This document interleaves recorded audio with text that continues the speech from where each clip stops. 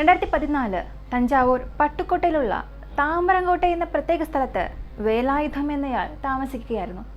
അയാൾ ആ ഏരിയയിലുള്ള ഒരു കടയിൽ ജോലി നോക്കുകയാണ്. 2014 വർഷം സംഭവം നടക്കുന്ന അന്ന് വേലായുധം എപ്പോഴത്തെയും പോലെ അയാളുടെ ജോലിക്കായി വീട്ടിൽ നിന്നും ഇറങ്ങി. അതേസമയം വേലായുധന്റെ വീടിന് മുൻപിൽ കാർ വളരെ വേഗത്തിൽ വന്നു നിന്നു. കാർ വന്ന് നിന്ന ഉടനെ കാറിനകത്തു നിന്നും ഒരാൾ മുഖംമൂടിയും ഹെൽമറ്റും ധരിച്ചുകൊണ്ട് കയ്യിൽ ഒരു അരിവാളുമായി പുറത്തേക്ക് വന്നു. കണ്ണിമയ്ക്കുന്ന ആ ഒരു സെക്കൻഡിൽ വേലായുധത്തെ മാറി മാറി വെട്ടി വന്ന ആ വ്യക്തി കാറിൽ കയറി അവിടെ നിന്ന് രക്ഷപ്പെട്ടു പോവുകയും ചെയ്തു.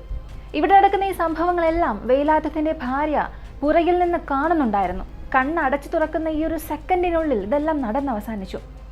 വേലായുധം അതേ സ്ഥലത്ത് പിടഞ്ഞു മരിച്ചു. അടുത്ത ചില മിനിറ്റിൽ ഇക്കാര്യം പോലീസ് അറിയുന്നു. പോലീസ് വന്ന് അവരുടെ അന്വേഷണം ആരംഭിച്ചു. ഇതെല്ലാം നേരിട്ട് കണ്ട ഒരേ ഒരാൾ മരിച്ചുപോയ വേലായുധത്തിന്റെ ഭാര്യ മീനാക്ഷി മാത്രമായിരുന്നു. മീനാക്ഷിയോട് പോലീസ് ചോദിക്കാൻ തുടങ്ങി.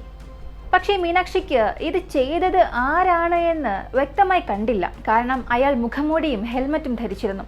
എങ്കിലും നാട്ടിലെ ചിലരെ തനിക്ക് സംശയമുണ്ട് എന്നുള്ള രീതിയിൽ മീനാക്ഷി പോലീസിനോട് പറഞ്ഞു. പോലീസും അതനുസരിച്ചുകൊണ്ട് അവരുടെ അന്വേഷണം മുന്നോട്ട് കൊണ്ടുപോകാൻ തുടങ്ങി. എങ്കിലും വർഷങ്ങൾ കടന്നു പോകുന്നതല്ലാതെ ആ ഒരു കേസിൽ പോലീസിനൊരു ചെറിയ തെളിവ് പോലും കിട്ടിയില്ല. ഇങ്ങനെ ഏകദേശം 9 വർഷങ്ങൾ പോകുന്നു. സംഭവം നടന്നത് 2014. ഇങ്ങനെ അന്വേഷണം പോയി 2023 വരെ എത്തി. ആ വർഷത്തിൽ ഒരു കാര്യം സംഭവിച്ചു. മരിച്ചുപോയ വേലായുധത്തിന്റെ ഭാര്യ മീനാക്ഷി അവളുടെ വീടിനടുത്തുള്ള ഒരു ചന്തയിലേക്ക് സാധനങ്ങൾ വാങ്ങാൻ പോയി വരുന്ന വഴിയിൽ മോട്ടോർ ബൈക്കിൽ 2 പേർ വന്ന് അതേ രീതിയിൽ മുഖംമൂടിയും ഹെൽമറ്റും ധരിച്ച് കയ്യിൽ ഒരു അരിവാളുമായി ബൈക്കിൽ വളരെ വേഗത്തിൽ വന്ന് മീനാക്ഷിയെ ക്രോസ് ചെയ്തു നിന്നിട്ട് മറച്ചു വെച്ചിരുന്ന അരിവാൾ എടുത്തുകൊണ്ട് മീനാക്ഷിയെയും ശരീരത്തിൽ പല സ്ഥലങ്ങളിൽ വെട്ടാൻ തുടങ്ങി. എന്നിട്ട് അവിടെ നിന്നും ഓടി രക്ഷപ്പെട്ടു. ഭാഗ്യവശാൽ മാരകമായ പരിക്കുകളോടുകൂടിയെങ്കിലും മീനാക്ഷി രക്ഷപ്പെട്ടു. ഉടനെ ഈ വിവരം പോലീസിനെ അറിയിച്ചു. പോലീസ് അവരുടെ അന്വേഷണം വീണ്ടും തുടങ്ങുന്നു. ഈ ഒരു അന്വേഷണം ഒരു ഘട്ടത്ത് പോകുമ്പോൾ മറ്റൊരു ഘട്ടത്ത് നോക്കുമ്പോൾ അതേ വർഷം 2023 ഡിസംബർ മാസം അതേ താമരംകോട്ടെ ഭാഗത്തുള്ള കാർത്തിക എന്ന പെൺകുട്ടിക്കും ഇതേ ഒരു രീതിയിലുള്ള അറ്റാക്ക് നടന്നു. ആ പെൺകുട്ടിയും ഭാഗ്യവശാൽ പരിക്കുകളോടുകൂടി രക്ഷപ്പെടുകയും ചെയ്തു. 2014 ഒരു മരണം, 2023 അതേ രീതിയിലുള്ള 2 വധശ്രമം. ഇങ്ങനെ അടുത്തടുത്ത സംഭവങ്ങൾ നടന്നതുകൊണ്ട് ഈ കേസ് CBCIDക്ക് പോവുകയും അവർ അന്വേഷിച്ചതിൽ കിട്ടിയ ഒരേ ഒരു ഉത്തരം ഈ 3 കാര്യങ്ങളിലും ബന്ധപ്പെട്ടിരിക്കുന്നത് ഒരേ ഒരു വ്യക്തി മാത്രമാണ്. ഏകദേശം ആദ്യത്തെ സംഭവം നടന്ന് 10 വർഷം കഴിഞ്ഞ് 2024 പോലീസ് ആ കൊലയാളി അറസ്റ്റ് ചെയ്തു. ഇതിൽ മറ്റൊരു കാര്യം എന്തെന്ന് ചോദിച്ചാൽ 3 സംഭവങ്ങളുണ്ടായി. ഒരു കൊലപാതകം, 2 കൊലപാതക ശ്രമം. അതിൽ അവസാനമായി ഒരു പെൺകുട്ടിയെ കൊല്ലാൻ ശ്രമിച്ചല്ലോ, കാർത്തിക എന്ന പെൺകുട്ടി. ആ പെൺകുട്ടി ആരാണെന്ന് ചോദിച്ചാൽ ഈ സംഭവങ്ങളെല്ലാം ചെയ്തവന്റെ ഭാര്യയാണ്. എന്ത് സംഭവിച്ചു കാണുമെന്നുള്ളത് ഇപ്പോൾ വളരെ വ്യക്തമായി നമുക്ക് കാണാം.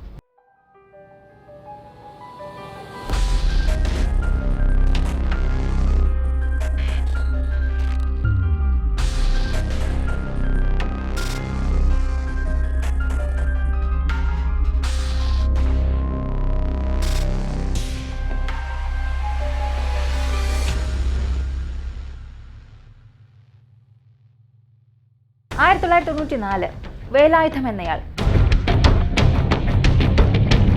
2014 വേലായുധം മരിച്ചല്ലോ. അതിൽ നിന്ന് ഏകദേശം 20 വർഷം പുറകിലോട്ട് വരണം.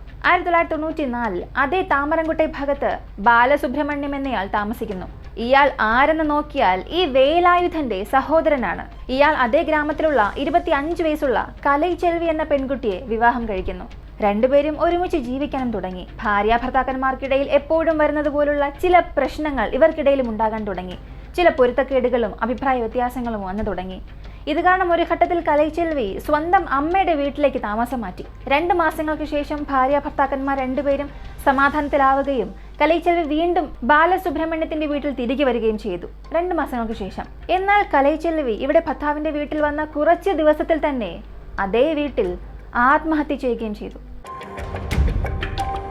കലൈച്ചെൽവിക്ക് 22 വയസ്സുള്ള ഒരു സഹോദരനുണ്ട്. അവന്റെ പേര് ബാലചന്ദർ. കലൈച്ചെൽവി മരിച്ചപ്പോൾ ബാലചന്ദർ സിംഗപ്പൂരിൽ ജോലി ചെയ്യുകയായിരുന്നു. അവൾ മരിച്ചതിനെ തുടർന്ന് 2 കുടുംബങ്ങൾക്കുമിടയിൽ ഒരുപാട് പ്രശ്നമുണ്ടായി. ഇപ്പോൾ 2014 വേലായുധത്തെ കൊന്നതും ഈ കലൈച്ചെൽവിയുടെ സഹോദരനായ ബാലചന്ദർ എന്നാണ് പോലീസിന്റെ അന്വേഷണത്തിൽ കണ്ടെത്തിയത്. 2023 2 പെൺകുട്ടികളെ കൊല്ലാൻ ശ്രമിച്ചതും ഇതേ കലൈച്ചെൽവിയുടെ സഹോദരനായ ബാലചന്ദറാണെന്ന് കണ്ടെത്തി. അതായത് 2024 പോലീസ് ഇയാളെ പിടിച്ചു. അതിനുശേഷം ഈ ബാലചന്ദർ എന്തൊക്കെ പറഞ്ഞു എന്നുള്ളത് ഇപ്പൊ നമുക്ക് കാണാം. 1994 തന്റെ ചേച്ചി ആത്മഹത്യ ചെയ്തതിനും ഈ വേലായുധമാണ് കാരണം. അതുകൊണ്ടാണ് 20 വർഷങ്ങൾക്ക് ശേഷം ഞാൻ അവനെ പ്രതികാരം ചെയ്തുവെന്ന് ബാലചന്ദർ സമ്മതിച്ചതായി പോലീസിന്റെ അന്വേഷണത്തിൽ പറഞ്ഞു. കലൈച്ചെൽവി ആ ഒരു സമയത്ത് എന്തിനു വേണ്ടി ആത്മഹത്യ ചെയ്തു, എന്താണ് അവർക്കിടയിൽ സംഭവിച്ചത്, ഇതൊന്നും തന്നെ പുറത്തേക്ക് വന്നിട്ടില്ല. എന്നാൽ ബാലചന്ദർ വേലായുധത്തെ കൊല്ലുന്നതിനൊരുക്കിയ പദ്ധതികളെല്ലാം ക്രൈം ത്രില്ലർ മൂവീസിനെ പോലും മറികടക്കുന്ന രീതിയിലുള്ളതായിരുന്നു. പുറം നാട്ടിൽ ജോലി ചെയ്തുകൊണ്ടിരുന്ന ബാലചന്ദർ 2004 ഒരു തവണ നാട്ടിലേക്ക് വന്നു. അപ്പോൾ തന്നെ വേലായുധത്തെ കൊല്ലാനുള്ള പദ്ധതികൾ അവൻ ഇട്ടിരുന്നു. പക്ഷെ അപ്പോൾ ബാലചന്ദറിന് വിവാഹം ഉറപ്പിച്ചിരുന്നത് കൊണ്ട് ആ ഒരു പദ്ധതി അങ്ങനെ മാറ്റിവെച്ചു. ഇതിനുശേഷം 2014 വളരെ പക്ക പ്ലാനോടുകൂടി വേലായുധത്തെ കൊല്ലുന്നതിന് ബാലചന്ദർ ഇറങ്ങി. ആ സമയത്ത് ബാലചന്ദർ കാനഡയിൽ സഹായിക്കുകയായിരുന്നു. അവന്റെ കൂട്ടുകാർ അവനെ സഹായിച്ചു. ആദ്യം ബാലചന്ദർ നേരിട്ട് ഇന്ത്യയിലേക്ക് വരാതെ കാനഡയിൽ നിന്നും ശ്രീലങ്കയിലേക്ക് പോയി. അവിടെ നിന്നും കള്ളക്കപ്പൽ കയറി രാമേശ്വരത്തേക്ക് വന്നു. അവിടെ നിന്നും ഒരു കാർ റെഡിയാക്കി തഞ്ചാവൂരിലേക്ക് വരികയും അതിനുശേഷം സ്വന്തം സ്ഥലമായ താമ്പരംകോട്ടയിലേക്ക് വന്ന് വേലായുധത്തെ അരിവാളുകൊണ്ട് വെട്ടി കൊലപ്പെടുത്തി. കൊന്നൊരു സെക്കൻഡ് പോലും താമസിക്കാതെ ആ സ്ഥലത്ത് നിന്നും രക്ഷപ്പെട്ട് വന്ന വഴിയെ തന്നെ തിരികെ കാനഡയിലേക്ക് പോയി. വേലായുധം മരിക്കുന്നതിന് മുൻപും പിൻപുമായാലും ഒരു ദിവസം പോലും ബാലചന്ദർ നാട്ടിൽ താമസിച്ചിട്ടില്ല. ഈ ഒരു കാരണമാണ് ബാലചന്ദർ 10 വർഷമായി പോലീസിന്റെ കണ്ണിൽപ്പെടാത്തതിന് വളരെ പ്രധാനപ്പെട്ട ഒരു കാരണം. 2014 വേലായുധത്തെ കൊന്നതിന് ശേഷം ആ ഏരിയയിലുള്ള പോലീസുകാരാണ് ഈ ഒരു കേസ് അന്വേഷിച്ചുകൊണ്ടിരുന്നത്. എന്നാൽ വർഷങ്ങൾ പോകെ പോകെ ആ ഒരു കേസിൽ യാതൊരു മുന്നേറ്റവും ഇല്ലാത്തത് കൊണ്ട് വേലായുധത്തിന്റെ ഭാര്യയായ മീനാക്ഷി ഹൈക്കോടതിയിലേക്ക് പോകുന്നു. ഇതിനെ തുടർന്ന് 2016 ഈ ഒരു കേസ് CBCIDയിലേക്ക് കൈമാറുന്നു. അങ്ങനെ CBCIDയിലേക്ക് ഒരു കേസ് മാറ്റിയതിനു ശേഷം ഇവിടെ വേലായുധത്തിന്റെ ഭാര്യയായ മീനാക്ഷിക്ക് പുറം നാട്ടിൽ നിന്ന് തുടർന്ന് ഭീഷണി കോളുകൾ വരാൻ തുടങ്ങി. ഓരോ കോളും വളരെ ഭയപ്പെടുന്നതായിരുന്നു. നീ കൊടുത്ത കേസ് തിരികെ എടുത്തില്ല എന്നുണ്ടെങ്കിൽ ഞങ്ങൾ വന്ന് നിന്നെയും കൊല്ലും എന്നുള്ള രീതിയിൽ തുടർന്ന് ഭീഷണി കോളുകൾ വരാൻ തുടങ്ങി. ഈ കോളുകൾ വർഷങ്ങൾ നീണ്ടു. അതായത് 2016 ഈ ഒരു കേസ് ഹൈക്കോടതിയിലേക്ക് പോകുന്നു.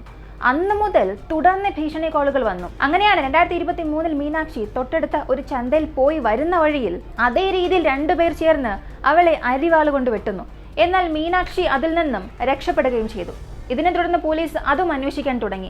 ഈ ഒരു അന്വേഷണം പോയിക്കൊണ്ടിരിക്കുമ്പോൾ മറ്റൊരു ഭാഗത്ത് നടന്നത് അതേ വർഷം 2023 ഡിസംബർ മാസം അതേ ഏരിയയിലുള്ള മറ്റൊരു പെൺകുട്ടിക്ക് നേരെയും ഇതുപോലെ ഒരു കൊലപാതക ശ്രമം നടന്നു. ആ പെൺകുട്ടിയുടെ പേര് കാർത്തിക എന്നാണ്. ഈ കാർത്തിക കൊലയാളിയായ ബാലചന്ദറിന്റെ ഭാര്യയായിരുന്നു. അവളെയും കൊല്ലാൻ ശ്രമിച്ചു. ഇപ്പൊ എന്ത് സംഭവിച്ചു എന്ന് ചോദിച്ചാൽ വേലായുധത്തെ ബാലചന്ദർ കൊന്നതിന് ശേഷം കാനഡയിൽ ഒളിവിൽ താമസിക്കുകയായിരുന്നു. ഇതിനിടയിൽ ബാലചന്ദറിനും അയാളുടെ ഭാര്യയായ കാർത്തികയ്ക്കുമിടയിൽ വലിയ രീതിയിൽ പ്രശ്നങ്ങൾ വരാൻ തുടങ്ങി. ഇതിനെ തുടർന്ന് ബാലചന്ദർ അവന്റെ ഭാര്യയായ കാർത്തികയെയും കൊല്ലാൻ തീരുമാനിക്കുന്നു. അങ്ങനെ കാനഡയിൽ നിന്നും അയാളുടെ ഭാര്യയെ കൊല്ലാൻ നാട്ടിലേക്ക് വരികയും ചെയ്തു. ബൈക്കിൽ അയാളുടെ സുഹൃത്തിനെയും കൂട്ടിക്കൊണ്ട് അരിവാളും എടുത്തുകൊണ്ട് ഭാര്യയായ കാർത്തികയെയും അതേ രീതിയിൽ വെട്ടുന്നു. ഭാഗ്യത്തിന് അവളും രക്ഷപ്പെട്ടു. ഭാര്യയെ കൊന്നിട്ട് ബാലചന്ദർ ആ ഒരു ഏരിയയിൽ തന്നെ അലഞ്ഞു തിരിയുകയായിരുന്നു. ഉടനെ പോലീസിന് ആ ഒരു വിവരം ലഭിച്ചു. അതനുസരിച്ചാണ് പോലീസ് ആ 2 പേരെയും അറസ്റ്റ് ചെയ്തത്. ചോദ്യം ചെയ്യലിലൂടെയാണ് ഈ മരണങ്ങൾക്കെല്ലാം കാരണം ബാലചന്ദറാണെന്നും കാർത്തികയുടെ ഭർത്താവാണ് അവനെന്നുള്ളതും പോലീസ് കണ്ടുപിടിക്കുന്നു. 20 വർഷങ്ങൾക്ക് ശേഷം പ്രതികാരം ചെയ്യാൻ നടത്തപ്പെട്ട ഒരു യഥാർത്ഥ സംഭവമാണിത്.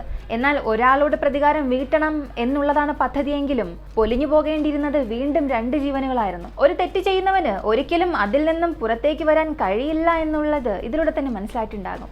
ഒരു തെറ്റ് ചെയ്യുന്നവന് ആ തെറ്റ് വീണ്ടും വീണ്ടും ചെയ്യാൻ തോന്നിപ്പിക്കുക തന്നെ ചെയ്യും. അതുകൊണ്ടായിരുന്നു വേലായുധത്തിന് ശേഷം വേലായുധത്തിന്റെ ഭാര്യയെയും സ്വന്തം ഭാര്യയും കൊല്ലാനുള്ള ഒരു ചിന്ത അയാളുടെ മനസ്സിലുണ്ടാകാൻ കാരണം. ഈ ഒരു കേസിനെ കുറിച്ചുള്ള നിങ്ങളുടെ അഭിപ്രായം എന്താണെന്നുള്ളത് കമന്റിൽ പറയുക. വീഡിയോ ഇഷ്ടമായ ലൈക്ക് ചെയ്യുക, ഷെയർ ചെയ്യുക. നമ്മുടെ ചാനൽ ആദ്യമായി കാണുന്നവരാണെങ്കിൽ മറക്കാതെ സബ്സ്ക്രൈബ് ചെയ്ത് സപ്പോർട്ട് ചെയ്യുക. മറ്റൊരു വീഡിയോയുമായി വീണ്ടും കാണാം.